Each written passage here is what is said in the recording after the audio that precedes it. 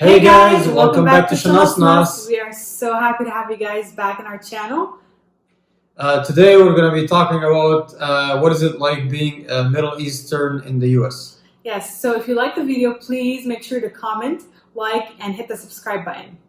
We really love to have you here, so thank you very much for watching our channel and our video. Exactly.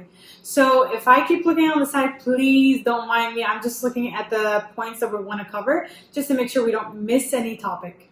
Yeah, it's our second video, so obviously we don't have much practice, so we're going to have some cheat sheet for us. Exactly. All right, so the first question is, how did we end up here? Do you want to start? Yeah, so my story is that sometime back in 1996, my parents won the green card lottery. This is something famous in the Middle East in general. Funny story is that actually my dad has put his name in this competition for maybe like 10 years or something. Really? And then, yeah, actually it's a very true story. And then after he got married to my mom and later on he decided to put her name. As soon as he put my mom's name, she did won the green lottery thing. See, the green card lottery thing. We make you men look good. We're very lucky in this world. I think women sometimes are luckier than men. So we won that in 1996, and that was the first time that we came to the US. We used to come here for like a vacation every summer, actually in New York. And then after many visits, my family decided that they want to be in the US for for better education, better system to live in, etc. Wow. What about you? How did you end up here? Well, I honestly was 15 years old, and I already had both of my siblings here, my brothers. They were here for a university, and I was just like, Mom, Dad, I really want to get out of here. I feel like will have a better opportunity over there. There was kind of like, they were so scared to send me here because I was just young and a girl, and just being a girl in general outside of the house of your parents it's a crazy idea for them.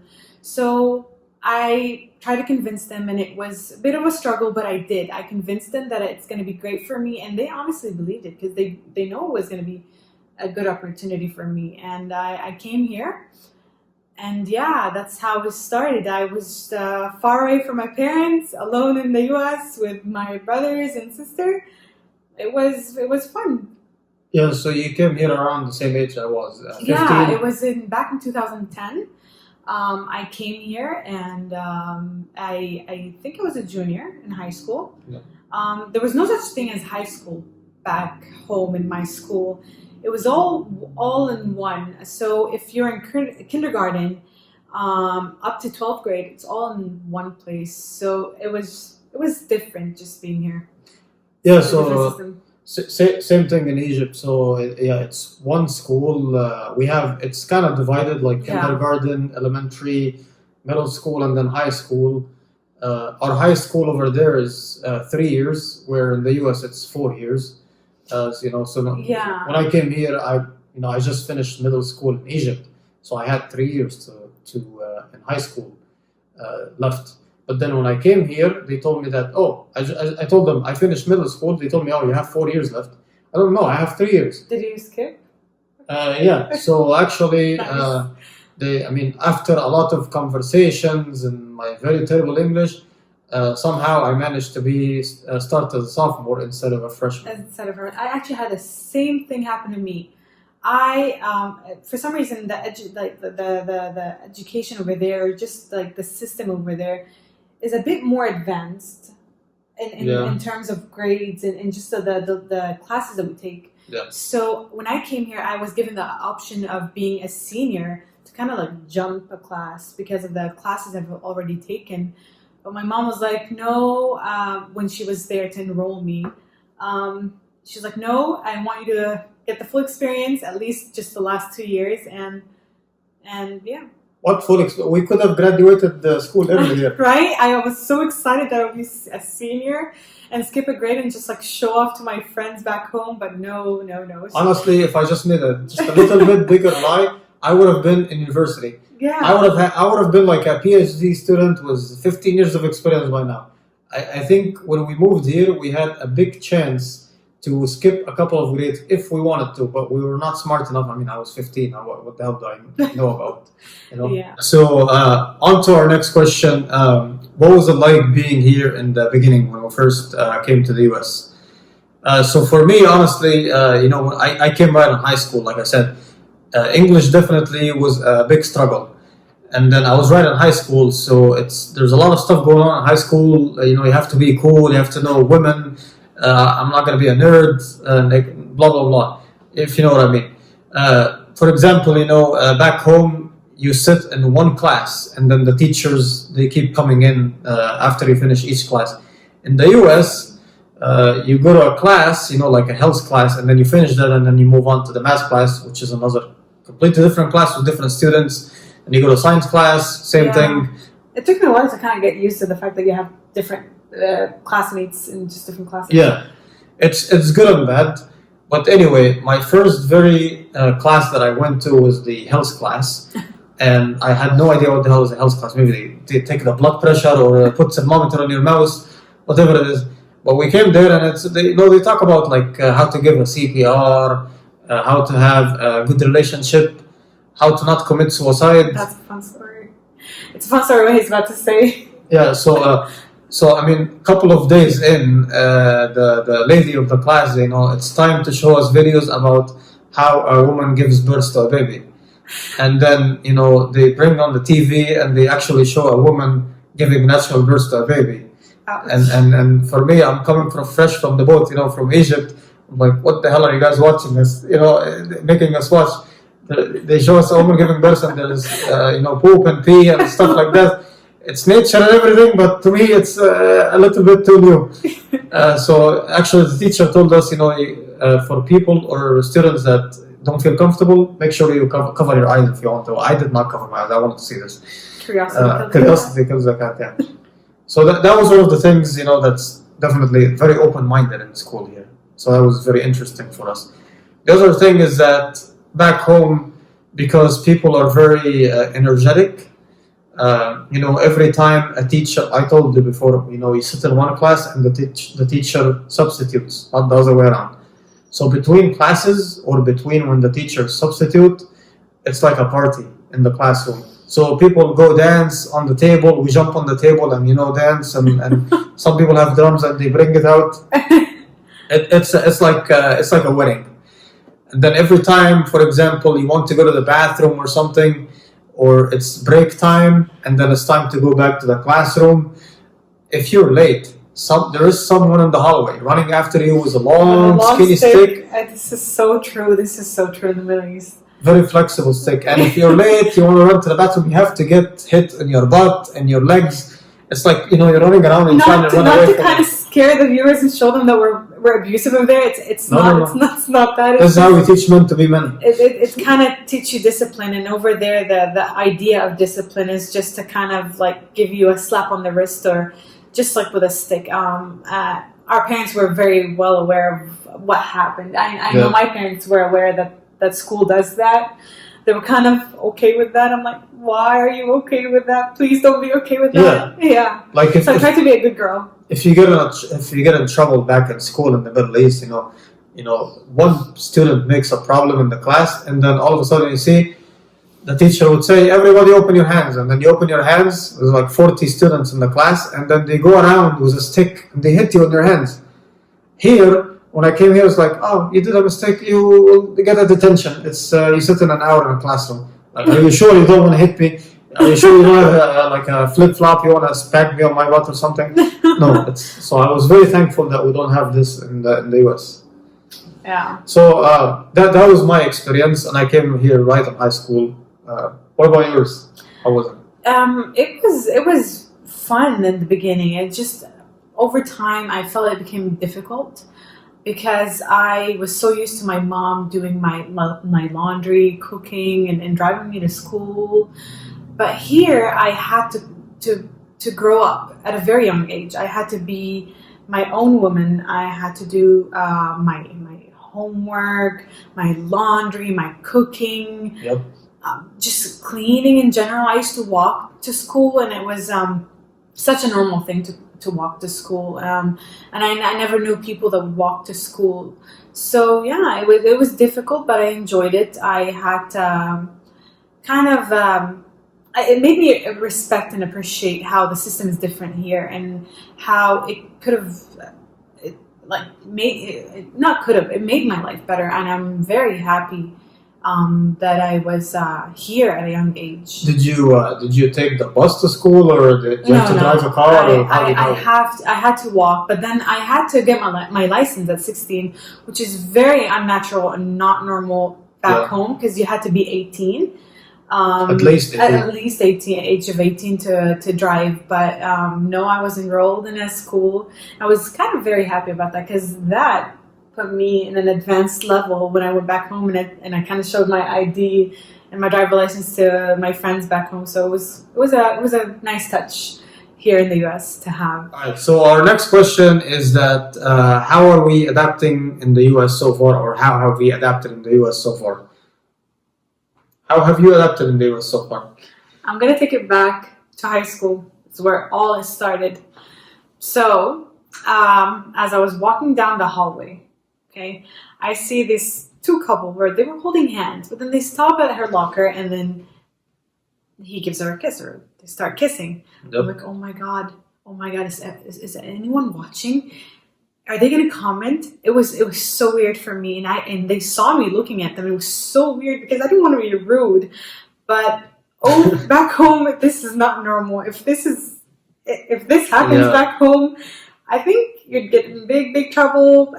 It's a pretty serious issue, because it's a Muslim country back home. It is. It's pretty strict. Where girls are kind of separated from guys. We have no such thing as, oh hey, I am dating this person, or I'm dating that person, or come over for dinner. Hey dad, that's my boyfriend. So it was completely not normal. We did have relationships, but secretly. So that was a bit weird for me to keep seeing. It took me so long to kind of get used to it and not be awkward and looking at people. I didn't want to look at them because I wanted to look at them. It was just something out of the norm. Yeah. But to bring it to the present is where we are now. I honestly am so used to the culture here, more than back home. I celebrate Thanksgiving. It's my favorite holiday. Thanksgiving, Christmas, just in general, Memorial Day, all the holidays. We almost forgot our holidays back home. Now we're celebrating the U.S. holidays, you know. Yeah, this is when people ask me where you're most comfortable, I say here, because this is home for me. I've been here over a decade, and I just love it. So aside from being awkward and just kind of getting used to all the changes that happen in my life, I adapted pretty well, and just became my natural life now. How about making friends here? Did you have a struggle with that? I did. I did, because English was not my first language, and I would kind of stutter a bit. And it is till this day. I'm sure you can tell that we're both from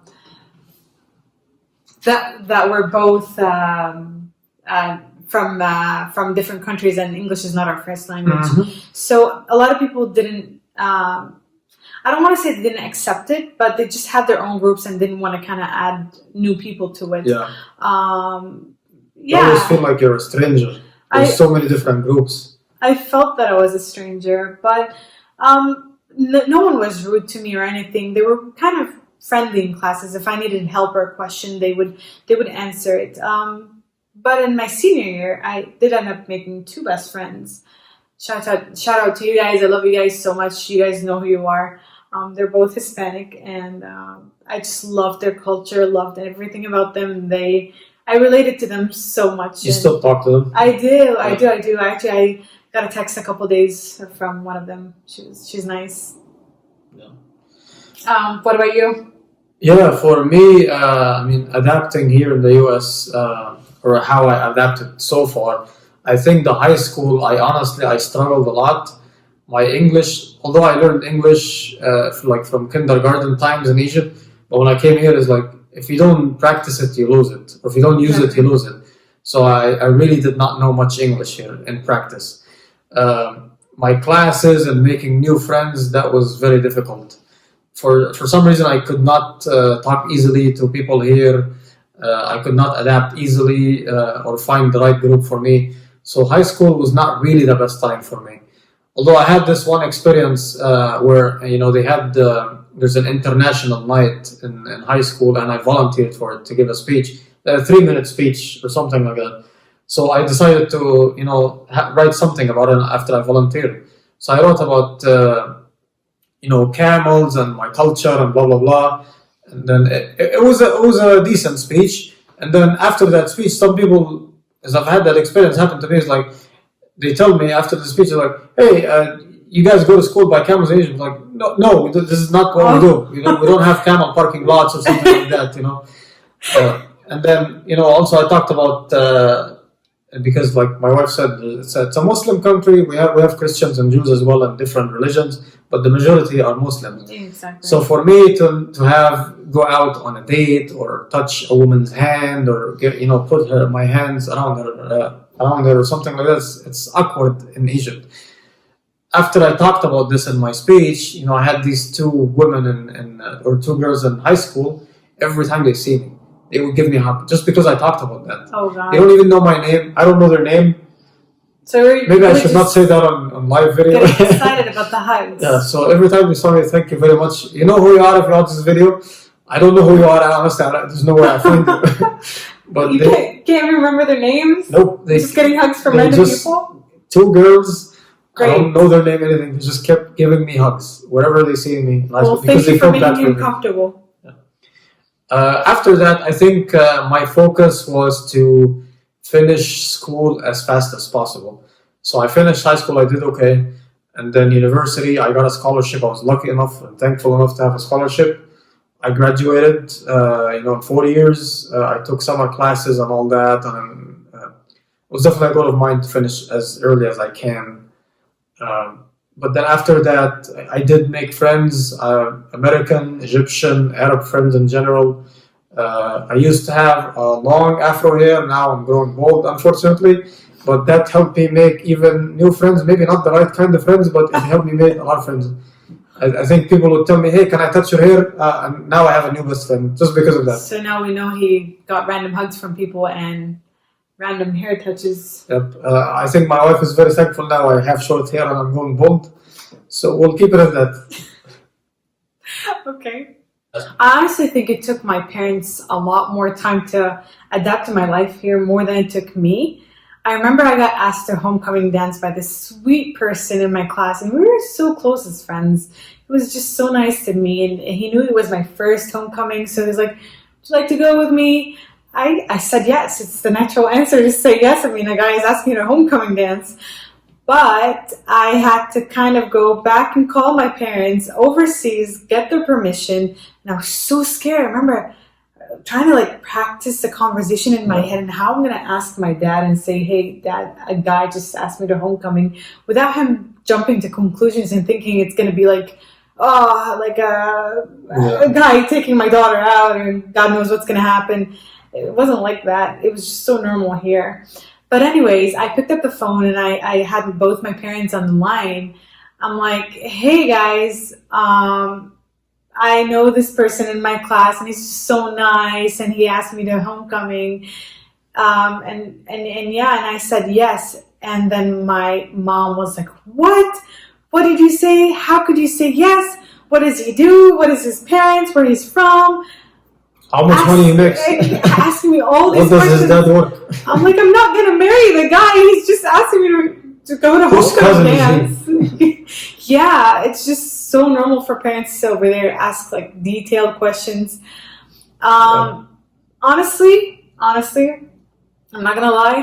They said no, but both my brothers and sisters thought it was a great idea to kind of experience it. So we kind of lied about me not going, and I got a dress and I went, and it was a group of friends. It wasn't just me and him. I wasn't going to say no to that. At least he went. I went. See, that was the freedom part of me being here without my family. My parents. But yeah, Mom and Dad, I'm so sorry if you see this video. I'm so sorry. It was 10 years ago. Yeah, at least he went. For me, I did not even experience any homecoming, prom, whatever. I told my mom, because my mom kept asking, why are you not going to prom? I was like, Mom, this high school does not have this prom thing. But really, there was a prom, and I just did not have a date. No girl that you wanted to ask out? No, I'm sure there was many girls I would have asked, but I think I was shy enough not to ask them. Oh. So that was my experience.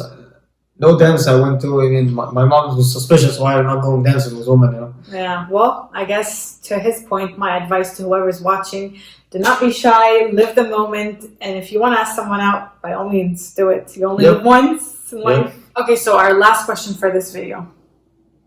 Do we want to go back to the Middle East, or can we even go back? Should I start or you start? Go ahead, please. Ladies first. I really don't know how to answer this question.